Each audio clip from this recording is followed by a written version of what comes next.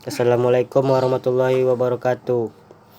Baiklah, saya akan mempresentasikan tentang organisasi dalam keperawatan. Konsep organisasi dalam keperawatan. Pengorganisasian adalah proses pengelompokan orang, alat-alat, tugas-tugas, kewenangan, dan tanggung jawab yang seimbang dan sesuai dengan rencana operasional, sehingga suatu organisasi dapat digerakkan sebagai suatu kesatuan alam dalam rangka mencapai tujuan yang telah ditetapkan. Subur tahun 1997.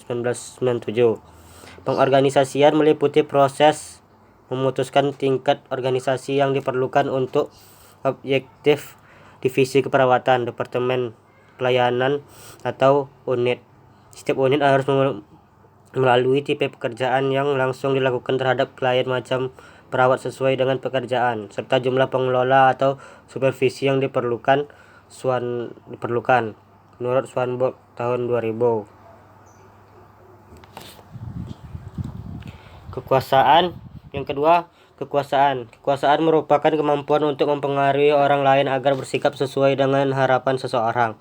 Karena kekuasaan tumbuh dari interaksi manusia, kekuasaan tidak bersifat statis, tetapi terus-menerus berubah. Kekuasaan terdiri dari beberapa jenis, yaitu kekuasaan memberikan penghargaan atau reward power, kekuasaan paksaan atau coercive power, kekuasaan referensi atau referent power, kekuasaan ahli expert power. Konsep pengorganisasian. Dalam menganalisa pengaruh pola formal organisasional pada sifat dasar komunikasi antara para pekerja, perlu untuk mengerti konsep sebagai berikut.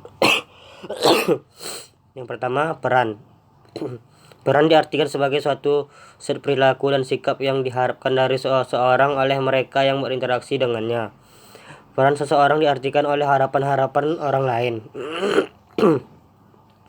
Individu tersebut sangat bergantung pada harapan mereka bagi aspek identitas pribadinya.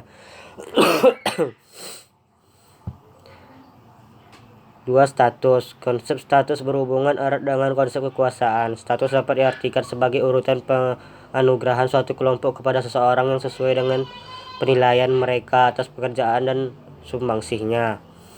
3. Wewenang. Konsep wewenang secara berbelit-belit dihubungkan dengan konsep tanggung jawab. Yang keempat, keputusan. Centrality. Konsep sentralisasi atau keputusan organisasi mengacu pada kenyataan bahwa beberapa jabatan ditempatkan sedemikian rupa dalam struktur organisasi sehingga melibatkan si pemegang jabatan ke dalam seringnya komunikasi dengan sejumlah besar pekerja lainnya.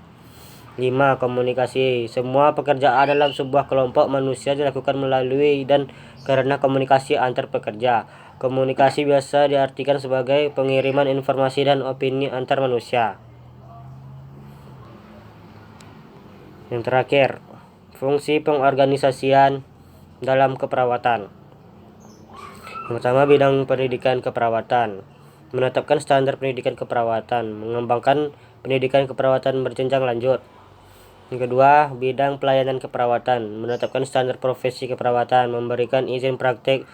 Ketiga, memberikan registrasi tenaga keperawatan, menyusun dan memberlakukan kode etik keperawatan.